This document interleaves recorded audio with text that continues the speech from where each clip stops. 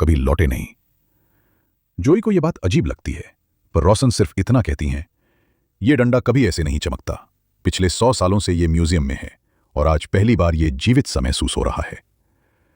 Class की एक और लड़की कैटलिन पूछती है, तो इसका मतलब क्या है और हमारे चेहरे पर भी वही निशान क्यों हैं? रोशन बिना जवाब दिए एक और वस्तु निकालती हैं, एक काला क्यूब। वह कहती है, यह भी उसी डंडे के पास मिला था। अगर डंडा तुम्हारे छूने से सक्रिय हुआ है तो संभव है यह क्यूब भी वैसा ही करे। वह सबको निर्देश देती हैं, एक एक कर इसे छुओ।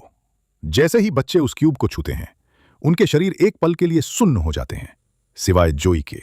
जोई का मन उसे रोकता है, कुछ अजीब सा एहसास हो रहा है।